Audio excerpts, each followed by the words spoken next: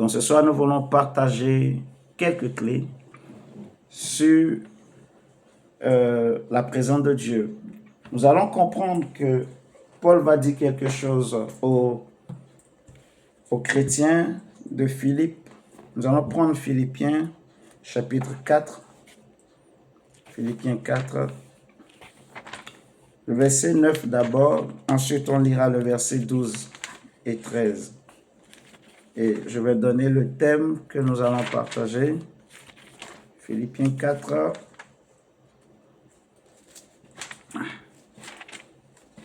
Seigneur Jésus, merci. Nous te bénissons, nous te glorifions. Gloire à toi, notre Dieu. Merci Seigneur, merci Seigneur, merci Seigneur. Seigneur, tu es tout pour nous, oh Dieu. Qu'est-ce que nous ferons sans toi? Qu'est-ce que je ferai sans toi, mon Dieu? Qu'est-ce que je ferai sans toi, éternel Dieu? Qu'est-ce que je ferai sans toi, mon Dieu? Qu'est-ce que je ferai sans toi, mon Dieu? Merci Jésus. Merci Jésus. Merci Jésus. Merci Jésus. Alléluia, alléluia, alléluia, alléluia. Je te rends gloire, je te rends gloire, je te rends gloire. Merci Seigneur, merci Seigneur. Merci Seigneur, merci Seigneur. Merci mon Dieu. Philippiens 4, le verset 9 d'abord. La Bible dit, ce que vous avez appris et reçu de moi, ce que vous avez appris et reçu de moi, ce que vous m'avez entendu dire et vu faire, mettez-le en pratique. Alors le Dieu qui donne la paix sera avec vous. Dans la version Louis II, il dit, ce que vous avez vu en moi, entendu de moi, ce que vous avez appris de moi, ce que vous m'avez vu faire, pratiquez-le et le Dieu de paix sera avec vous. Donc, le thème que j'ai intitulé, que nous allons voir ce soir, le thème sera « Et le Dieu de paix sera avec vous. » Et le Dieu de paix sera avec vous. Et le Dieu de paix sera avec vous. Ce sera le thème que nous allons partager ce soir. Et le Dieu de paix sera avec vous. Nous allons sauter quelques versets et nous allons lire le verset 12 et 13 dans le même chapitre où Paul va dire « Je sais vivre dans le dénuement. Je sais aussi vivre dans l'abondance. » Ça, c'est fort. Il dit « Je sais ». Dans Louis II, il dit « J'ai appris à vivre dans l'abondance et dans la disette, dans le manque. J'ai appris à avoir faim. J'ai appris à être dans l'abondance, à avoir aussi faim. » Je n'avais pas très bien compris ce verset toujours, mais c'est dernièrement que le Saint-Esprit m'a ouvert l'intelligence pour bien comprendre la profondeur de ce que Paul était en train de partager aux Philippiens. Et je nous invite vraiment ce soir à m'écouter attentivement. Je prie que le Seigneur amène chacun de nous à comprendre la profondeur de ce verset. Paul dit, « Je sais aussi vivre dans l'abondance. C'est le secret que j'ai appris. » C'est le secret que j'ai appris. Donc c'est un secret qu'il est en train de partager. Là, je suis en train de lire la version, comment on appelle ça, semeur, en fait. Je suis en train de lire la version semeur, normalement, voilà, c'est la version semeur. Et donc, il dit, c'est le secret que j'ai appris, m'accommoder à toutes les situations et toutes les circonstances, que je sois rassasié ou que j'ai faim, que je connaisse l'abondance ou que je sois dans le besoin. Je peux tout grâce à celui qui me fortifie. Je peux tout grâce à celui qui me fortifie. Je vais nous lire la version Louis II, que j'aime bien, qui va nous aider à comprendre un peu. Philippiens 4. Philippiens chapitre 4, le verset 12. Paul dit, je sais vivre dans l'humiliation et je sais vivre dans l'abondance. En tout. Ça m'a touché. En tout et partout, j'ai appris à être rassasié et à avoir faim. Et c'est là que le Saint-Esprit me disait en fait que, tu vois ce qu'il est en train de dire. En fait, il a appris lui-même à se priver. Il dit, j'ai appris à être rassasié et à avoir faim. Ce n'est pas que il n'en avait pas. Ce n'est pas que il n'avait pas les moyens. Ce n'est pas que on l'a privé. Non. Il dit lui-même, il a appris à avoir faim. Il a appris à être rassasié. Il a appris. Donc je peux apprendre à avoir faim. Comme je peux aussi apprendre à être rassasié. À me contenter, le contentement. Et le thème que nous voulons partager ce soir, c'est « Et le Dieu de paix sera avec vous ». J'ai été beaucoup choqué par ce verset 9, parce que Paul dit que, dans la version, je vais lire la version Louis II, il dit « Ce que vous avez appris, reçu et entendu de moi, donc ce que vous avez appris, ce que vous avez reçu, ce que vous avez entendu de moi, ce que vous avez vu en moi, pratiquez-le, et le Dieu de paix sera avec vous ». Ça m'a choqué, pourquoi? Parce que je me rappelle de Matthieu 23, que Jésus dit ceci. Prenons Matthieu 23. Jésus nous a donné une recommandation très ferme. Mais Paul est en train de dire quelque chose ici qui peut paraître contradictoire, mais ce n'est pas contradictoire. Cela nous montre en fait la profondeur de l'intimité que Paul avait eue avec le Seigneur, la grâce qu'il avait reçue, la compréhension qu'il avait reçue, ce que Paul était devenu. Dans Matthieu 23, versets 1 à 3, la parole de Dieu dit ceci. Je vais lire Louis II, ça va être mieux. Matthieu 23, versets 1 à 3. Alors Jésus, parlant à la foule et à ses disciples, dit, les scribes et les pharisiens sont assis dans la chaire de Moïse. Faites donc et observez tout ce qu'ils vous disent. Jésus dit, faites donc et observez tout ce qu'ils vous disent. Donc Paul dit, ce que vous avez appris, entendu, vu en moi et ce que vous m'avez vu faire. Donc ça fait 4 choses, 4 secrets, parce qu'il dit c'est un secret. 4 clés, 4 secrets. Ce qu'on a appris, ce qu'on a reçu, ce qu'on a vu, ce qu'on a entendu chez lui, chez moi, chez Paul, faites-le et le Dieu de paix sera avec vous. Jésus dit, faites donc et observez tout ce qu'ils vous disent, mais n'agissez pas selon leurs œuvres, car ils disent et ne font pas. Et c'est ça la différence. Jésus nous a dit, il nous a mis en garde, donc, de faire ce que les pharisiens nous demandent de faire, parce qu'ils sont assis dans la chair de Moïse, ils connaissent la loi de Dieu, ils enseignent la loi de Dieu, ils enseignent la vérité, mais eux-mêmes ne pratiquent pas la vérité. Donc Jésus disait en fait, faites ce qu'ils vous disent, mais ne pratiquez pas leurs œuvres. Pourquoi? Parce que Jésus ajoute, ils disent et ne font pas. Et je me rappelle, on avait déjà partagé un enseignement sur ceux qui disent et ceux qui font. Donc, ils disent des choses qu'ils ne font pas. La différence entre les pharisiens et Paul, donc, c'est que Paul n'est pas quelqu'un qui dit et qui ne fait pas. C'est pour cela qu'il dit, en fait, que ce que vous avez entendu et vu en moi, ce que vous avez reçu de moi, ce que vous m'avez vu faire, il dit pratiquez-le. Donc, vous êtes témoin que ce que je dis, ce que j'enseigne, je le vis moi-même, je le pratique moi-même. Ce que vous m'avez vu enseigner et pratiquer moi-même, faites-le et le Dieu de paix sera avec vous. Alors, c'est là que j'ai compris en fait que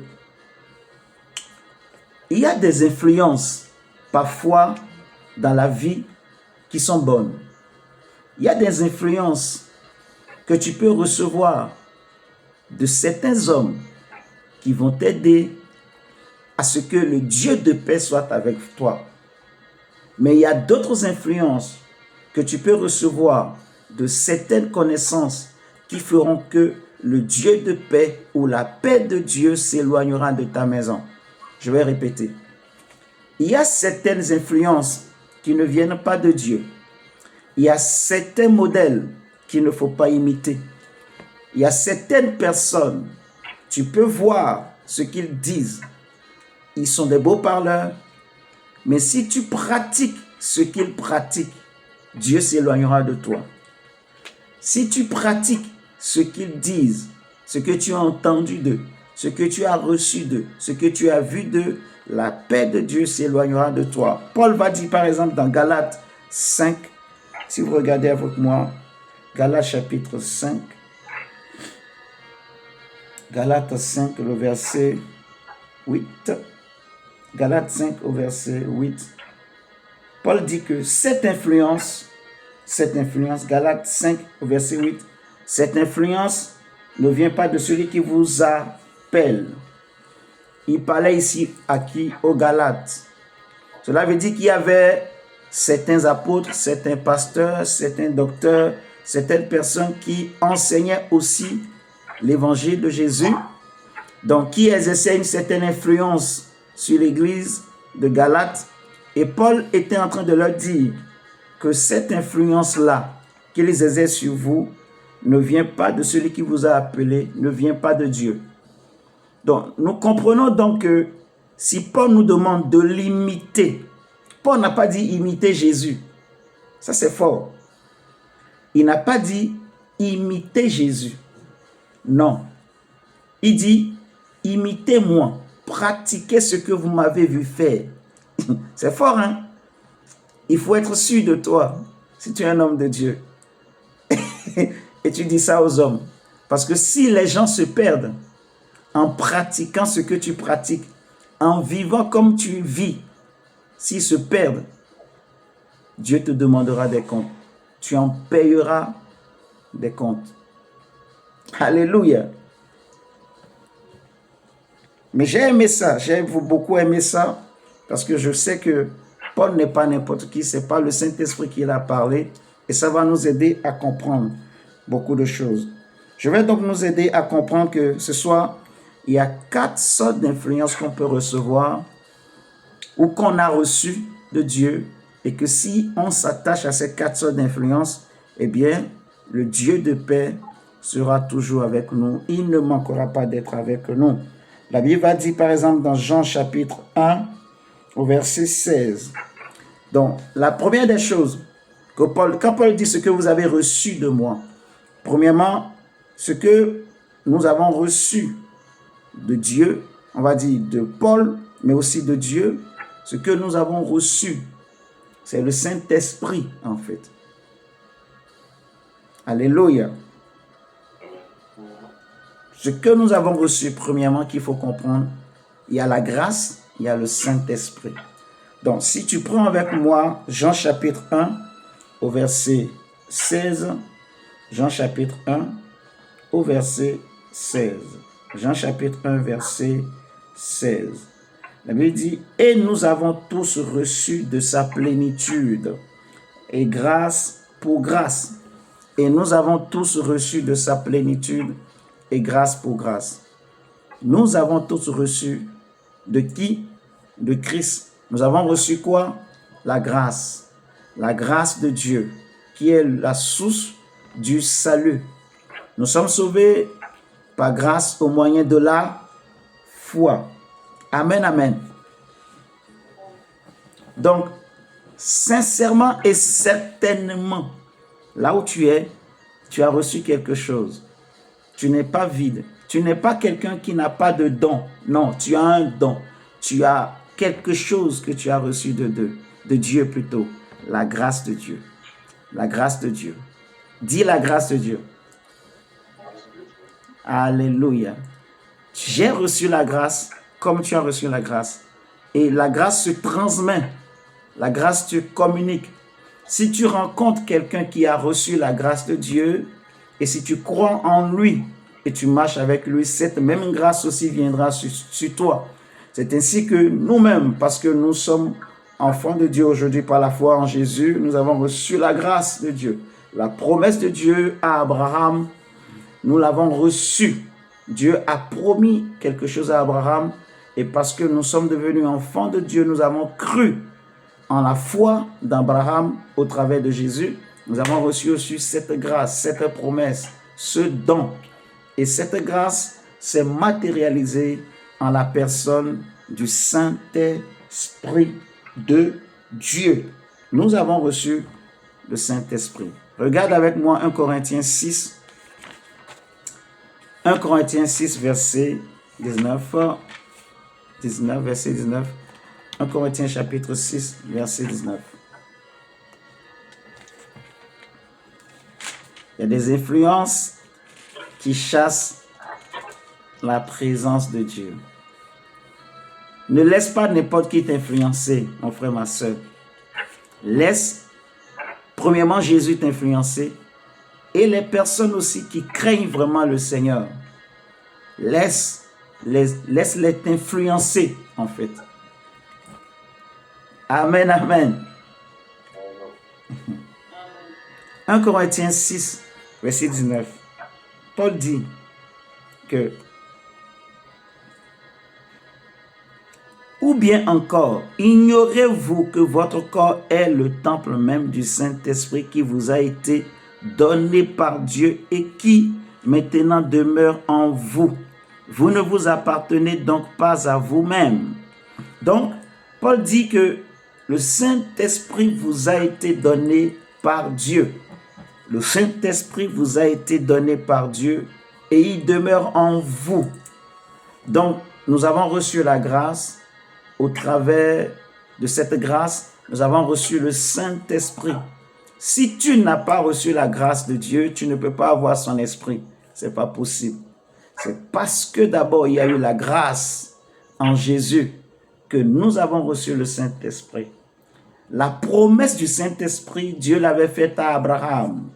Et Dieu accomplit cette promesse en Jésus pour nous aujourd'hui, en fait. Il dira à Abraham que tu seras appelé père d'une multitude de nations.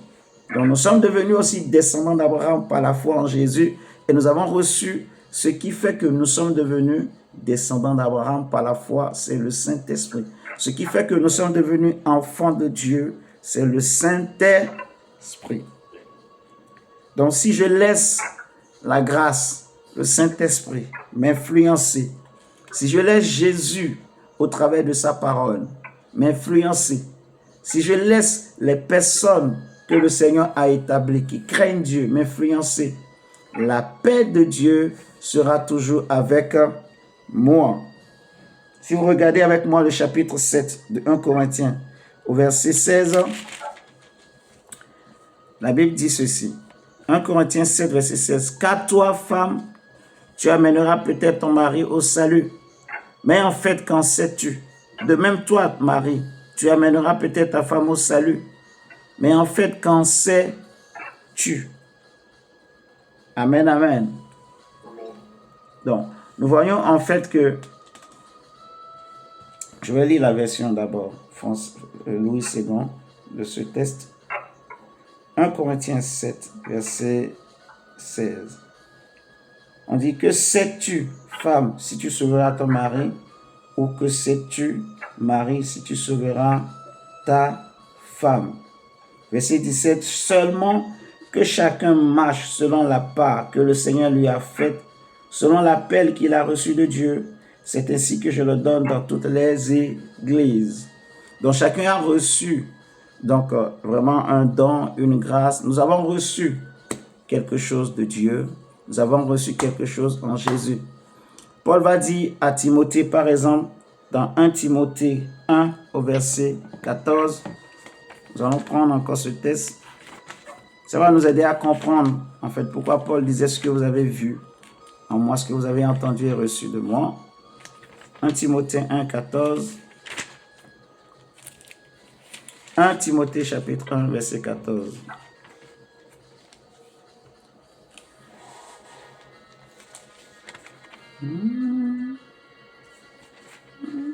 1 Timothée 1, 14, il dit ceci.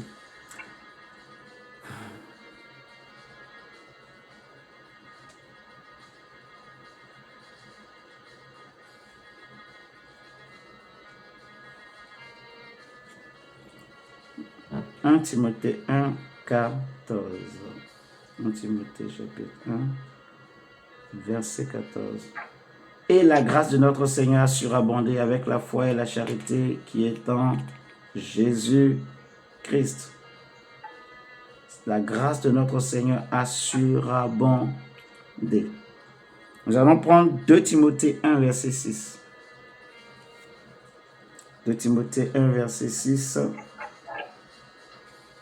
2 Timothée 1, le verset 6. Il dit, c'est pourquoi je t'exhorte à ranimer, le don de Dieu que tu as reçu par l'imposition de mes mains. Je t'exhorte à ranimer le don de Dieu que tu as reçu par l'imposition de mes mains. Donc ici, Paul parle à Timothée d'un don qu'il a reçu. De qui? De lui. Normalement, c'est Dieu qui donne le don, mais au travers de quelqu'un. Au travers de Paul, Timothée a reçu le don.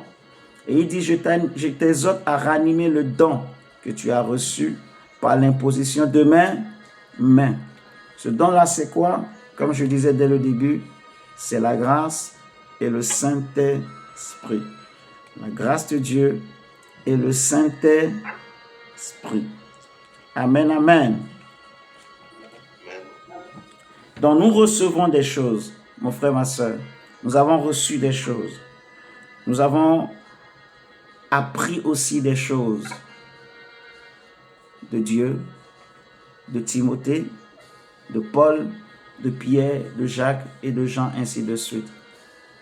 Mais aussi les personnes que le Seigneur place devant nous. Il y a beaucoup de choses qu'on peut apprendre d'eux. Il y a des choses que tu peux apprendre en les observant, en les fréquentant. Tu apprends. Si tu veux apprendre, tu vas apprendre. Si tu ne veux pas apprendre, tu n'apprendras pas. Il y a des choses qu'on reçoit juste en observant, en fait. Il y a des choses que tu reçois en entendant, dans l'enseignement. Regardez avec moi, par exemple, ce que Jésus dit dans Jean 15, 15. Ce que Jésus nous dit dans Jean 15, 15.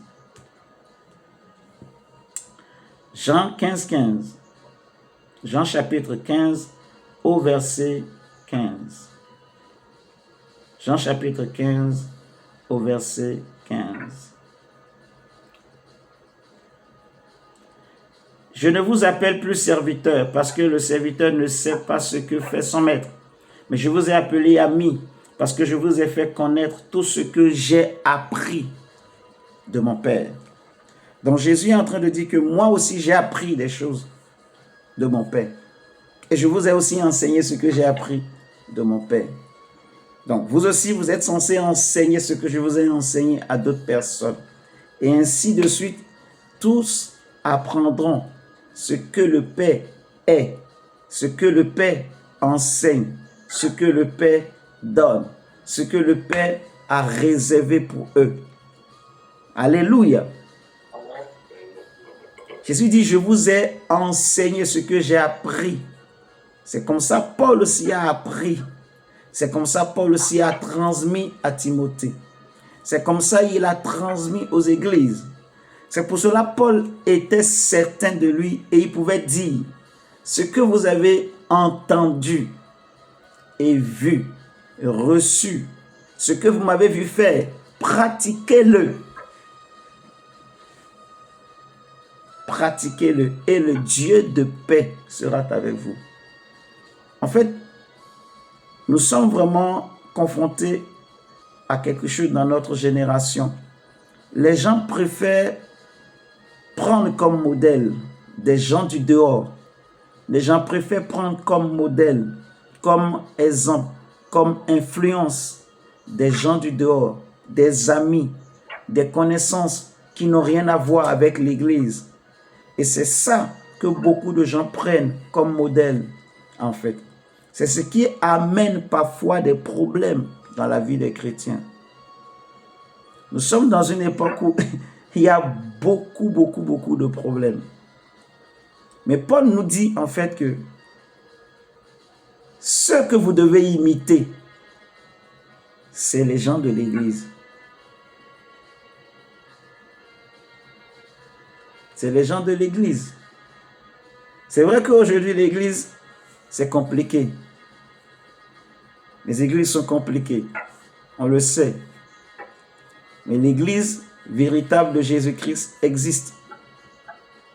Ce que tu vois chez un homme de Dieu qui n'est pas bon, ne le pratique pas. Si un homme de Dieu pratique quelque chose qui n'est pas biblique, qui est contraire à la parole de Dieu, ne le pratique pas. Mais s'il pratique quelque chose, s'il enseigne quelque chose qu'il pratique lui-même, alors il est vrai, en fait.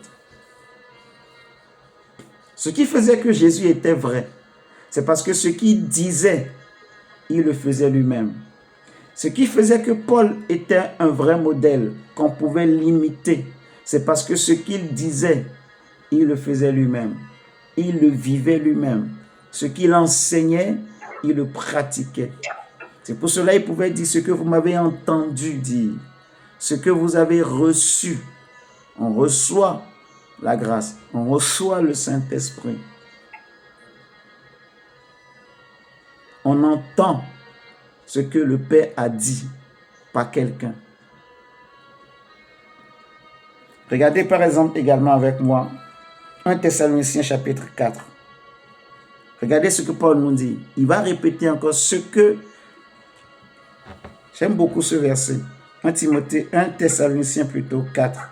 C'est un texte que nous connaissons tous, mais peut-être on ne fait pas attention à la manière dont Paul a tourné la phrase. Dans 1 Thessaloniciens 4, verset 1, il dit « Au reste, frères, puisque vous avez appris de nous, comment vous devez vous conduire et plaire à Dieu. » Cela veut dire en fait que quelque part, je ne savais pas comment il fallait se conduire pour plaire à Dieu. Tu ne savais pas comment il fallait faire, comment il fallait se conduire pour plaire à Dieu. C'est quelqu'un qui m'a appris. J'ai appris au travers de quelqu'un. Amen, amen. Donc, on apprend. On apprend comme ça. Paul dit, si vous pratiquez ce que vous m'avez entendu prêcher, ce que vous avez reçu, ce que vous avez entendu, ce que vous m'avez vu faire, le Dieu de paix sera avec vous. Il y a des influences qui ne sont pas de Dieu. Il y a des influences qui ne viennent pas de Dieu. Et nous devons faire beaucoup attention à cela. David avait eu plusieurs femmes. Il avait un fils qui aimait sa demi-sœur. Ce fils voulait tellement avoir sa sœur. Il aimait tellement sa sœur, mais ce n'était pas un vrai amour. C'était juste de l'attirance physique. S'il en avait parlé à quelqu'un qui avait vraiment entendu la voix de Dieu, qui craignait Dieu, cette personne allait lui donner un bon conseil. Mais il en a parlé à un ami, à son cousin, qui était aussi son ami, mais qui était malin, donc qui était rempli de malice. C'était aussi un juif, c'était aussi quelqu'un de sa famille, mais un cousin. Le cousin lui a dit, « Oh, tu veux coucher avec ta petite sœur? Crée seulement une histoire, fais le malade. » Lui n'avait pas l'idée là. Lui n'avait pas cette pensée là. Cet enfant n'avait pas cette pensée. c'est son cousin qui est venu lui dire, fais le malade et dis à ton père David, je suis malade, dis à ma soeur Tamar, ma demi-sœur, de venir me faire quelque chose à manger à la maison. Il y a des influences qui ne sont pas de Dieu. Il y a des choses qu'on apprend de certaines personnes qui nous détruisent, qui détruisent nos familles, qui détruisent nos vies. En fait, non, il faut faire attention. Il faut faire attention. Parfois, il y a... Frère, et ce que je dis, c'est tellement grave que... Parce qu'il y a de ces enseignements, de ces influences qui sont difficiles, en fait, à déraciner de la vie de certaines personnes. Parce que c'est tellement ancré, en fait. C'est une influence, c'est comme les réseaux sociaux, l'influence. Vous ne pouvez pas imaginer l'influence que ça a sur beaucoup de gens aujourd'hui.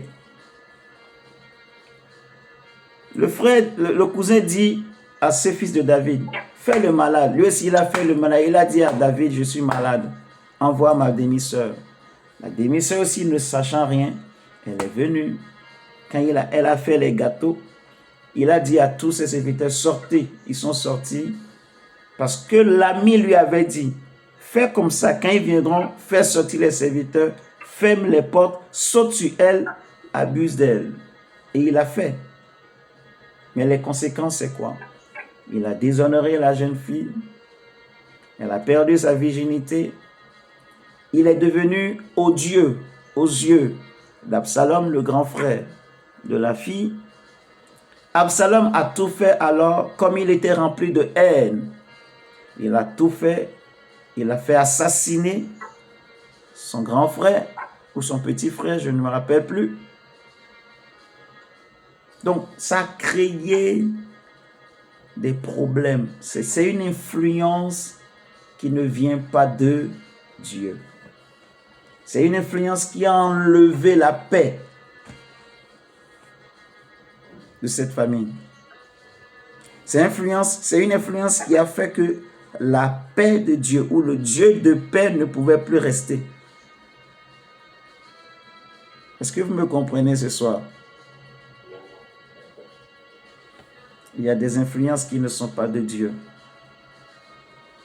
Que Dieu ce soir nous préserve, nous délivre de toute mauvaise influence, toute personne que le diable a remplie d'un esprit de mensonge, d'un esprit démoniaque pour venir nous manipuler, nous mentir, pour nous séduire de quelque manière afin de nous pousser à poser des actes qui seront contraires à Dieu, qui vont nous créer des problèmes demain. Que le Seigneur nous délivre, que le Seigneur nous éloigne de telles personnes au nom de Jésus-Christ. Regarde avec moi. Job chapitre 15. Regardons Job. Job 15. Job chapitre 15, le verset 17.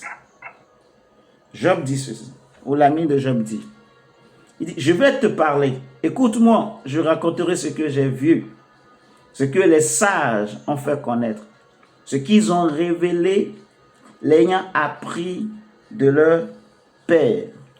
Ils ont révélé ce qu'ils ont appris de qui? De leur père.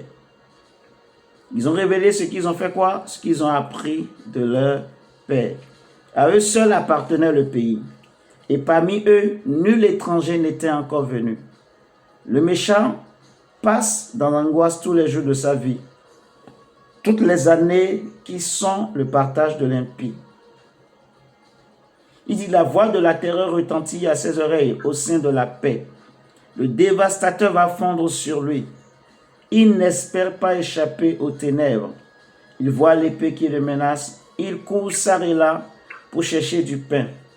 Il sait que le jour des ténèbres l'attend. Peut-être c'est pas très clair. Je vais relire le verset 17. Il dit, je vais te parler. Écoute-moi. je raconterai ce que j'ai vu. Je raconterai ce que j'ai vu. Donc, il commence par lui parler. Déjà, il dit ce que j'ai vu là, ce que je te raconte, c'est ce que j'ai appris des sages. Ce que j'ai appris des sages. Donc, il dit, à eux seuls appartenait le pays. Et parmi eux, nul étranger n'était encore venu. Encore venu. Nul étranger n'était encore venu. Donc, il parle. Ça peut représenter une famille. Le eux là, il n'y avait pas d'étrangers. Donc, il n'y avait pas quelque chose de mauvaise, il n'y avait pas de mauvaise influence. Il n'y avait pas un étranger qui pouvait les influencer négativement. Il ne pouvait pas y avoir donc de méchants au milieu d'eux. À eux seuls appartenait le pays. C'était une bonne famille. C'était quelqu'un qui avait une bonne destinée, ainsi de suite. Et il dit, et parmi eux, nul étranger n'était encore venu. Maintenant, il dit, le méchant passe dans l'angoisse tous les jours de sa vie, toutes les années qui sont le partage dans les pieds. Il dit, la voix de la terreur retentit à ses oreilles. Au sein de la paix, le dévastateur va fondre sur lui. Pourquoi? Parce que le méchant est passé. Il n'espère pas échapper aux ténèbres. Il voit l'épée qui le menace. Il court ça et là pour chercher du pain. Il sait que le jour des ténèbres l'attend. La détresse et l'angoisse l'épouvante. Elle assaille comme un roi prêt à combattre. Car il a levé la main contre Dieu. Il a bravé le Tout-Puissant.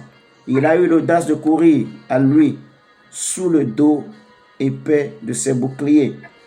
Il avait le visage couvert de graisse, les flancs chargés d'embonpoint. Et il habite des villes détruites, des maisons abandonnées, sur le point de tomber en ruine. C'est une histoire vraie, mon frère, ma soeur. Donc, d'une famille qui était en paix, une famille qui n'avait aucun souci.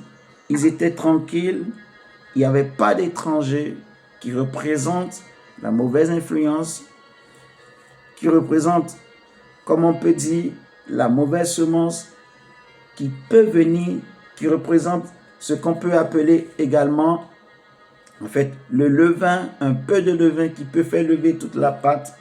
Mais du jour au lendemain, quand le méchant est rentré, quand la mauvaise influence est rentrée dans la famille, c'est comme ça que les choses ont commencé par se dégrader.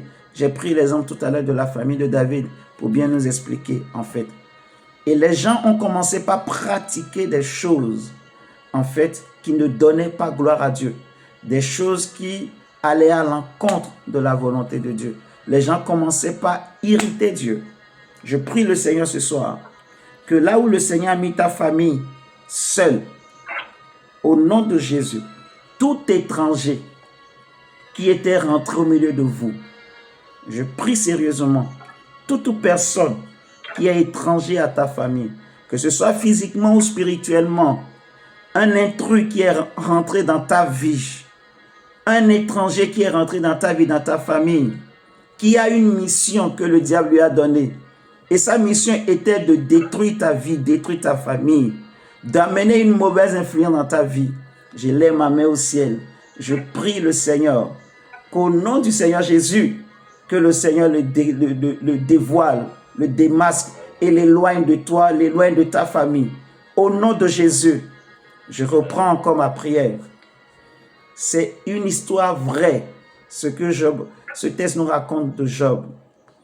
Combien de familles ont été détruites à cause de mauvaises influences, à cause d'un étranger?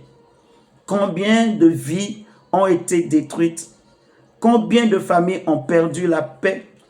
Combien de familles ont tourné dos à Dieu? Pourquoi? À cause d'une mauvaise influence. Je prie le Seigneur au nom de Jésus. Tout celui qui a apporté une mauvaise influence dans ta vie, que le Seigneur le rencontre au nom de Jésus-Christ de Nazareth. Tout celui qui a apporté une mauvaise influence dans ta famille, tout étranger, que le Seigneur l'expose au nom de Jésus-Christ de Nazareth. Amen, amen. on va finir bientôt.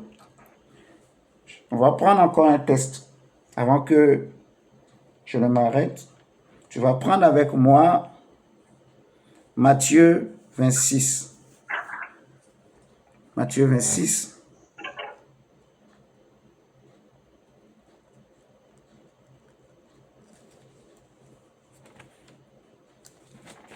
Matthieu 26, verset 73.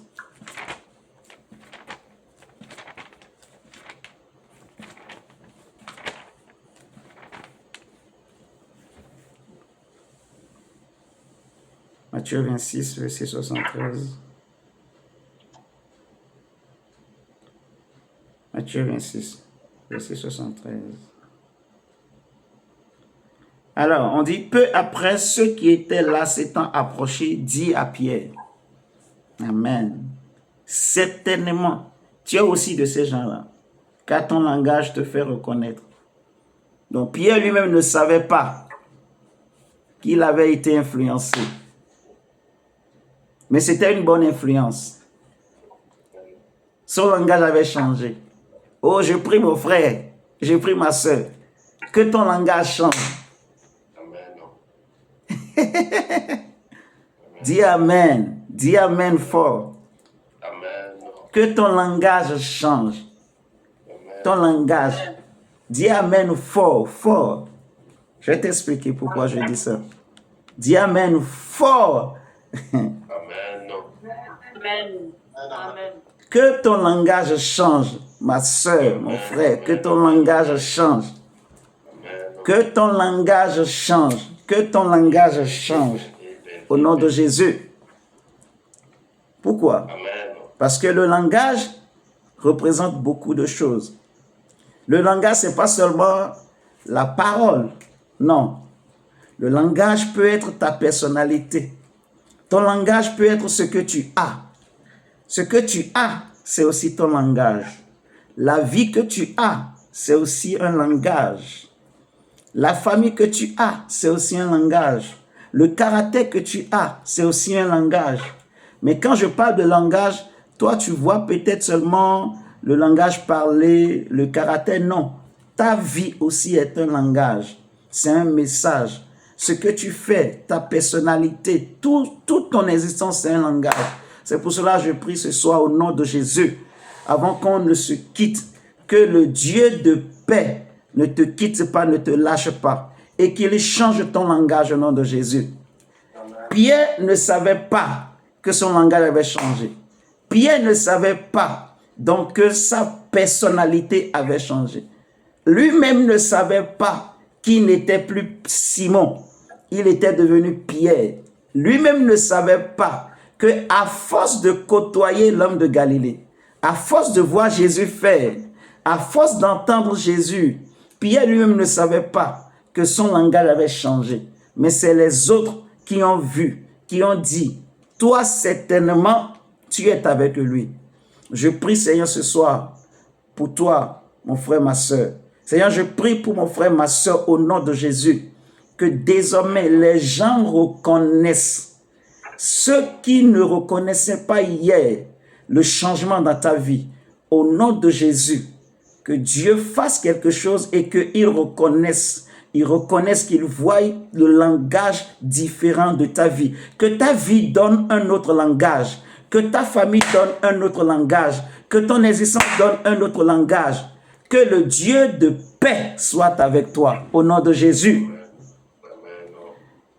Tu vas prier le Seigneur, tu vas demander